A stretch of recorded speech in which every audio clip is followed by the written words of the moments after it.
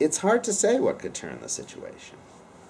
The unions had hoped that they would get a reform of labor law passed in the first 2 years of the Obama presidency, but they never got the votes in the Senate.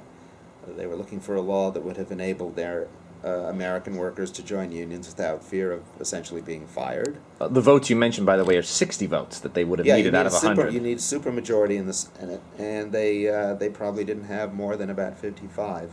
They only had a majority. Yeah, they merely had a majority under our screwed-up constitutional. It's not even constitutional, just under screwed-up Senate rules about filibusters, which give the minority veto power over the majority. And yet when the Democrats had a chance to reform that rule, they blinked. Yeah, they did. They did. They constantly, I think, underestimate. They didn't get their Republican colleagues. They should have. A. B. It's a really indefensible principle. The first principle of democracy is majority rule. You can have. The second principle is minority rights. But nowhere is there a minority rule principle in any kind of decent lowercase d democratic theory. But failing that, they have tried to get some minor changes to election rules at the National Labor Relations Board, but it's not clear they can even get those through because of a variety of forms of Republican opposition on the board. In fact, so.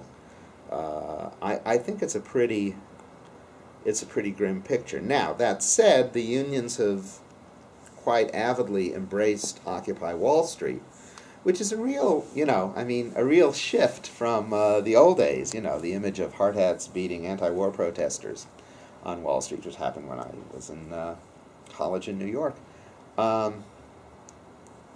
But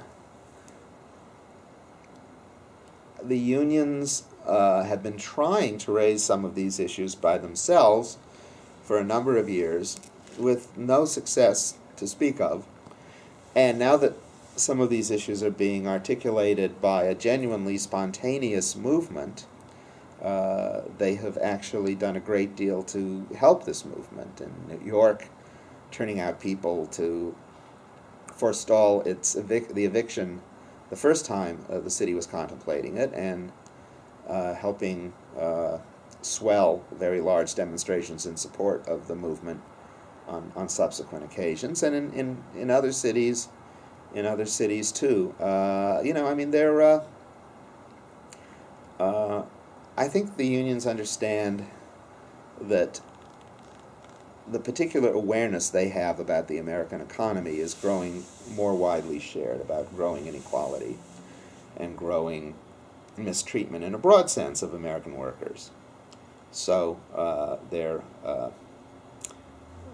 welcoming this movement. What you're leading to, it sounds like, is that if there's a solution, it involves mobilization of the public on a mass scale.